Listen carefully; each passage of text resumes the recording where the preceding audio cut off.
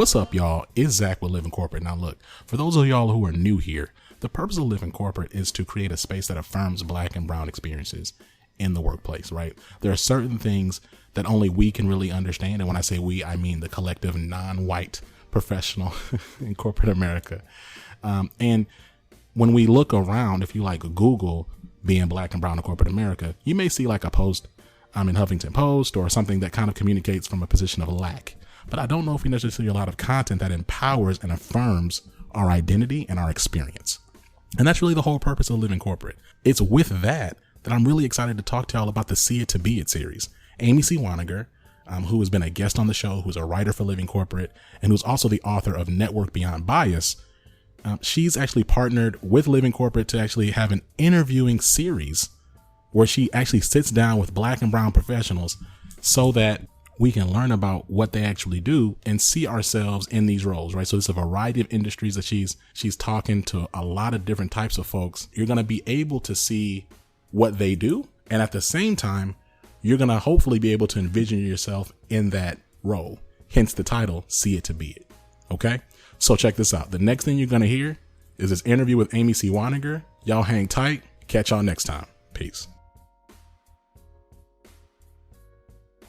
Hi, Lisa. Welcome to the show. Thank you for being here. Hello, Amy. Thank you for having me. I am so excited to talk to you today. Our paths have crossed a couple of different times through SHRM groups and writing retreats and things like that. And you and I travel in a lot of the same circles, but we haven't had a lot of one-on-one conversations. We sure haven't. We've been moving quickly, haven't we? And haven't had a good sit down. We have. And so I am so excited to introduce you to the audience today because you have worked in your career as an HR professional. And I know that you have a particular niche within HR that you focused on. And I was wondering if you could tell us a little bit about that and how you got into this work. Yes, I will be happy to. Thank you so much for having me. This is a pleasure. And for me, the HR route, it started off very broadly from a generalist standpoint. And it was just a situation of I could not make up my mind. And I loved everything that HR brought, every area, learning and development, labor relations and employee relations, compensation and benefit, all those kinds of things. And I felt that, I'm in a space where I can employ different aspects of my skills and interests. And then at some point, if I want to specialize, I can. And it worked out wonderfully. For once, I had a nice blueprint that followed me throughout my career, and it worked out. And this was one of them. I hone now and specifically working on training and development because that's my true comfort space. And I focus on helping managers, helping them deal with employee relations issues confidently and dealing with employee complaints and litigation competently. But the journey's been a broad one, and I still do use my broader HR knowledge a lot still. So when you think about as an HR generalist, I think a lot of people, if they haven't worked in corporate for a while, or even if they have, but they've not leveraged their HR partners a lot, they may not understand what all of that entails. Can you tell us a little bit about what are some of the responsibilities of an HR generalist, kind of in broad terms? Yes. So in broad terms, of course, it all touches people, but in very different aspects.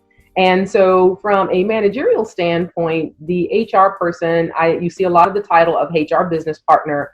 I would agree it is just that. It is partnering with the leaders and managers in the organization to help them accomplish their responsibilities as it relates to people. They've got many hats to wear. They've got a lot of things going on. They also have to meet the goals and needs of the organization, by the way. And we know that people management is not something that comes easily to everyone. And even to those that it comes easily to, a lot of times with many hats being worn, because they tend to be quite popular, there may be a need for assistance. And so the HR person, the generalist, is someone who can assist them in every facet of their people relations. So when they need to hire people, when they need to motivate people and train people, hold people accountable, all of those kinds of things, that's where the HR function can help be of great assistance in that capacity. Thank you for that. I appreciate the overview. And then within that, you've focused a lot on employee relations concerns, specifically around complaints or investigations. Is that correct? That's correct. That's and correct. So how did you end up specializing in that field? I don't know what it says about me, Amy, but I enjoy compliance and complaints and litigation. So I'm that person who enjoys investigation and the like, and so that's part of it. I also like the fact that in my role working with managers, I have a heart of a feeling of I want to help managers because I recognize that they have heavy jobs, big jobs, and when issues arise, they may get pulled into complaints and the like. A lot of times it's not due to any type of malicious or corrupt or anything like that. It's due to other things. Well, I didn't dot my I's or cross my T's. I didn't realize how consistency was important. I didn't recognize the law was this or that or the other. And so for me, it truly was, in addition to the fact that I enjoy it, I do, but a need to help good people who are trying to help others by being good managers and leaders. And so helping them to try to avoid those things, if at all possible. But then, of course, when these things kind of happen, helping to work through the investigatory process to help to get a finish that will be helpful to the company, in terms of making sure that there isn't a lot of exposure. So that's really where it comes from. It sounds like in that role, you need to be very analytical, but also very people focused. Is that accurate? I would agree, Amy. You have to be analytical. It is a serious process when you're talking about compliance and workplace investigation. And for me, myself, I don't have a legal degree. Mm-hmm. And so with that comes an additional responsibility that I may need to make sure that I'm not giving inappropriate guidance that could then create some legal issues. So to be analytical, to be thorough, to have good process is key to it.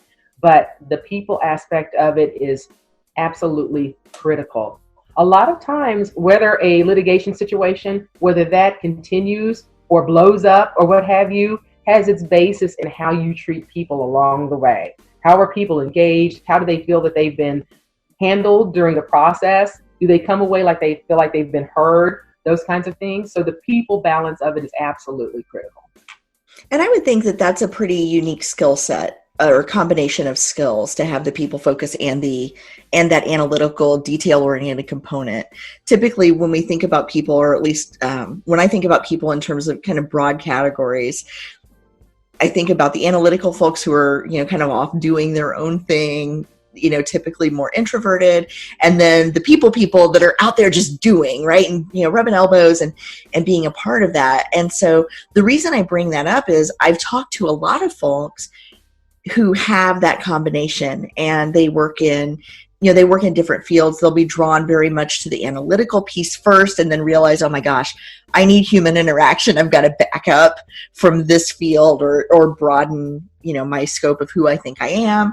Or they think, wow, I'm really, really all about people and I want to deal with people. But then there's this itch that isn't scratched because they don't have that detail analysis piece. And so they kind of find this middle ground where they're straddling both worlds. Yeah. And so I like to share that because I think there are a lot of people out there who think it's one or the other. And there are certainly jobs in corporate America that will make use of both of those skills. It's true. It's true. I know when I entered the field, I was thinking people, I'm thinking I'm a people person. This will be good. But along the way, very quickly, to your point, I learned that, okay, there is a need for analytics. There's a need for process, standard procedures, all of those kinds of things. And so fortunately, that was something that I found was a comfort level for me as well. But it didn't start off that way. You're right. That's interesting. And so what else has surprised you about the HR function or some of the industries that you've worked in that you did not expect coming in? Mm-hmm.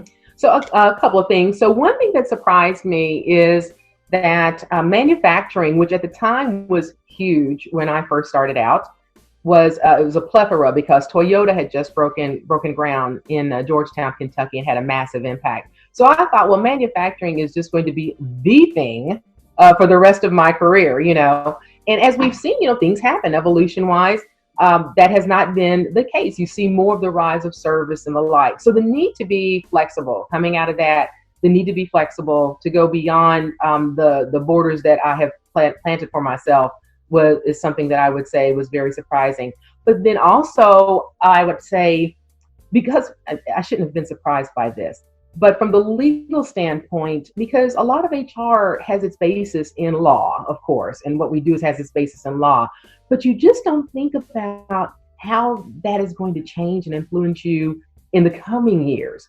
And so to see the twists and turns, the introduction of FMLA, and the refocus again on Me Too and Americans with Disability, these things that have helped to mold a lot of the HR piece and how we deliver service to our companies and our employees is another thing that's been very surprising, because you just don't know what's around the corner sometimes. I think that's fascinating. One of the things that I tell people, especially if I'm on college campuses, and when I'm talking about responding to change in your career, I will tell people, look, don't ever stop being a student. Because a lot of us, when we graduate college, we get out into the workforce, we focus on building our expertise. And I think there's this misperception that experts know everything.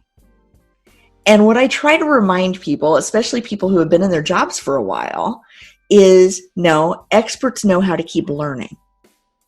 Because you can know everything, and then the law changes, or the economy changes, or the workforce changes.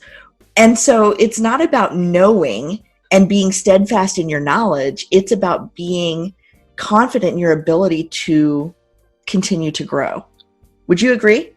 100%. 100% agree. And you nailed it. To feel comfortable or confident or complacent because you check the list on your degrees and your experience, which are, by the way, are great things. To check the list on, but to stop and think, okay, I'm there, and now I can just manage along. No. I would say yes to everything that you have said. It is a changing world. My goodness, look how the workforce has changed.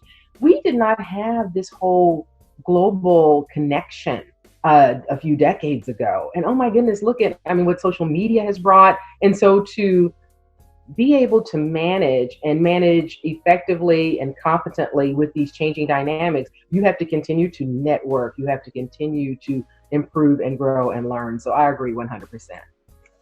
So if someone is interested in getting into this field, where would you suggest that they start? I would say from a starting point. I have been a member, for example, of the Society of Human Resource Management my entire career. I've moved a lot for job opportunities, but wherever I was, there was always a chapter, and I was always a member of the national. What that did for me was it helped to make sure that I was around like people and was discussing like issues. And for somebody who's trying to dip their toe in and start to get familiar with this whole arena, it's a wonderful way to do it without committing like you would for a degree or education and the like. That would be perhaps your next step, would be to get some additional education, whether it be courses, maybe a program, your certification, a degree, that kind of thing would be very helpful. In this day and age, you almost need something like that if you're entering the field. It would be a tremendous help to understand the basics, the fundamentals, the law, the histories, those kinds of things.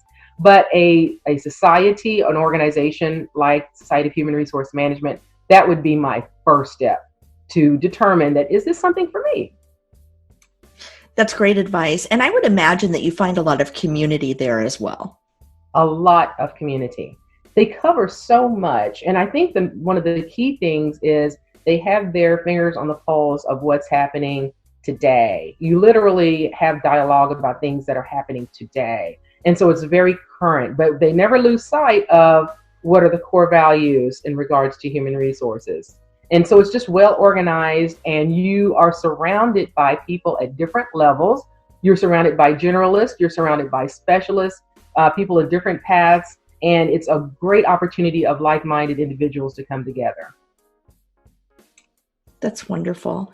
I think, one of the things that I didn't know, and the audience is probably sick of me saying this, but one of the things that I didn't know as a young professional was that these associations were out there and that I should be involved in them. nobody told me that, right? I didn't come from a family of, white collar professionals, college graduates. And so nobody said, hey, you need to go out there and get involved in associations and attend conferences and go to meetups and, attend monthly meetings and, get a pin and a certification and whatever the things are. And so many of the people that I've talked to in this series have said, start with the associations. That's a great place to network. It's a great place to learn without investing a ton of money.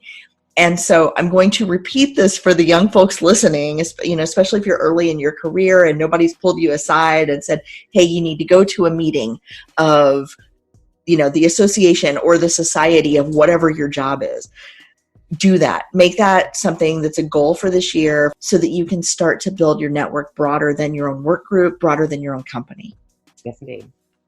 Now, I want to pivot just a little bit, Lisa, because you, in addition to having this amazing history as an HR generalist and as a compliance specialist, you've taken a little bit of a different turn in your career and you're embarking on a new journey. I know that you recently were a co-author of a book called Imagination at Work. And I was wondering if you could tell us a little bit about what that anthology is, what that book's about, and your decision to be a part of that project. Oh, thank you for asking about that, Amy. I embarked on this fascinating journey. I left the corporate world, and one of my first moves, because I aligned myself with some wonderful individuals who gave me good guidance as a result of networking and professional organizations like SHRM and the National Speakers Association, was to engage in a project of writing a chapter for an anthology. And lo and behold, it was just a wonderful experience. I have to admit, I was reluctant at first. It was my first writing endeavor. And I thought, do I really have that in me? But when you connect with, once again, with like-minded people who have a common goal, energy came and we really knocked it out of the park. We created a book called Imagination at Work. This is Imagination at Work. And there's 5 authors, including myself, and we each focus on expertises that we have, that we dialogue about. And so in this book, you hear everything from welcoming the multi-generational workforce, finding your story, the importance of mentorships, the importance of exit interviewing and stay interviewing, and the whole 9 yards. And we have a wonderful foreword by Jeff Nally. And so for me, what this did was it helped people to see who Lisa Johnson is about and what type of service she's bringing to the table. So it's my calling card. But to be able to offer the book with all of its different elements and people light up when they see it, it's just been a tremendous asset. And it was a great move. It just goes to show you to be open-minded, to be open to what comes to you, because I can tell you from the beginning, I was not, and it wasn't until Kathy Fayog spoke with me and we agreed to this, and I have not regretted a moment since. That is wonderful. And there is something so magical about Googling your name and seeing the first listing with the word author. It really is. It's like you feel so official in that moment. You're like, really if Google says I'm an author, damn it, I'm an author. Right? The Google doesn't lie. It is so validating. I mean, and it's such a wonderful thing to be able to give people, just very quickly, is there so much about you? Look what, here I am. It's just a wonderful thing. And you also launched your own company around the same time, right? So you have HR Know-How. So tell us about that. What are the services you provide and who do you work with? Yeah. So the book was the entree into that company, HR Know-How. And my focus is training and development for managers. Once again, that's where for my career, that's where my heart has been. And I wanted to focus on that because I know that's where I get my energy, from helping others in this crazy world that we live in as they navigate and twist and turn. So a lot of training and development on leadership skills. There are a lot of studies and research that shows that many managers that are in roles today, just like you explained before, have a lot of analytical skills and the like, not so much the people skills. And that can be tough. And so helping the development of leadership skills, that's what I have enthusiasm for. So that's the big piece of what I do. And I like to engage in public speaking opportunities. I do keynotes, etc., that help to support the purpose of what I do. And also to educate is another way to educate as well. So that is what HR Know-How is about. And on the side, I do just your basic generalist HR consulting work because I want to stay relevant. I want to keep my skills honed. And that's something that helps me do that. And so who are your target clients for HR Know-How? Are you working primarily with the manufacturing industry still, or have you branched out into other industry verticals? So it's been vertical, and it's largely been, for larger companies, it's been companies with human resource functions that are maybe feeling a bit overwhelmed and haven't, we need to get that training done. We need to get that handbook updated, those kinds of things. And then for smaller companies that just do not have an HR presence and are needing a little bit of guidance, but that's really where I find a lot of the consulting aspect of things come in. That's fantastic. And I think it's so important too for entrepreneurs and small business owners, and even people maybe who are working in an environment where, you're maybe on a small team or you're working in a small company and you think, wow, we've got a real opportunity here. If only we had someone in HR, right? I see these stories all the time of things that kind of go awry in small companies because people get a little too comfortable maybe, with their teammates or their employees and say things they shouldn't, do things they shouldn't, make assumptions that are detrimental, right, to the organization or to the people around them. And a lot of folks say, well, there's no one to go to. We don't have an HR department. We're too small a company. And so what I'd like to just put out into the universe is there are people who can help with this. Even if you're a small company, there are people like Lisa, who specialize in helping companies, get some basics in place so that there are policies and procedures that are there to not only protect employees from bad manager behavior, but protect company owners and shareholders and stakeholders and clients from, bad behavior or from oversight or omissions that can lead to some real risk in the company's longevity and, in the company's ability to operate effectively. And so, if you're sitting there saying, oh my gosh, we just don't have the resources to bring in someone as a full-time HR resource, my advice would be, call Lisa and and see, what would it take to put her on a retainer, or what would it take to just build a project, one or two projects at a time, a little bit at a time until you have these things in place. Because at the end of the day, if you're not protecting the people in your company, if you're not creating an environment where people want to come to work, you're not going to have a company for very long. That's very true, Amy. I'm going to have to borrow that overview. That was well said. Well said. Well, thank you. And, it is important. And, we want everybody to feel welcome and feel included and valued in our workplaces. But sometimes we get so busy or we get so focused on the work that we forget that our culture is even more important than the work we're doing. Very true. I agree 100%. And it's one of those things that it's hard to, once you go down a path where you've allowed things to kind of slide away from your original intent, it's hard to get back. It's a struggle to get back. And so it's best to try to maintain that along the way. Well, it's like a car, right? If you don't maintain your car, all of a sudden you've got a project, right? Because now you've got a plan for new tires and an oil change and maybe a new engine. And, there are lots and lots of things that can go wrong if you don't keep up on that maintenance. That's right. That preventive maintenance is golden. And so what I'm hearing is whether your company needs preventive maintenance or whether you've got a project because you've let things go, there is help and there is hope. Is that correct? There is help and there is hope.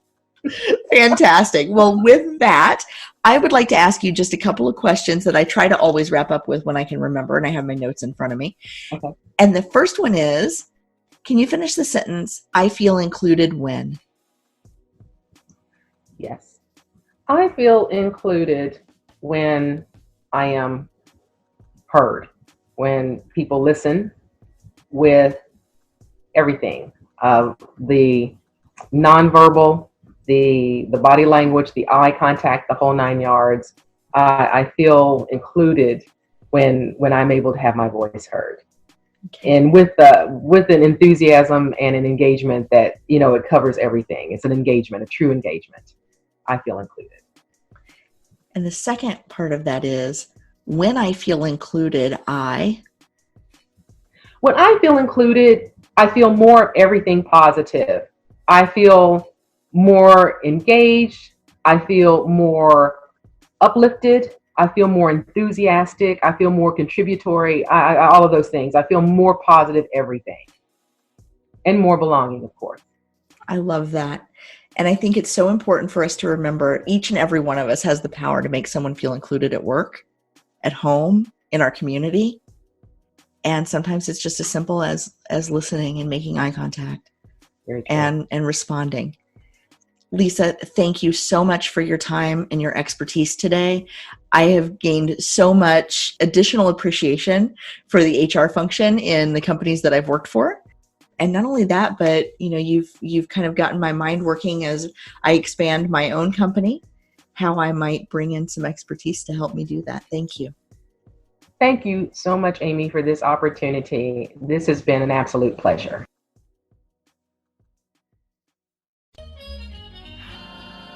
Living Corporate is a podcast by Living Corporate LLC. Our logo was designed by David Dawkins. Our theme music was produced by Ken Brown.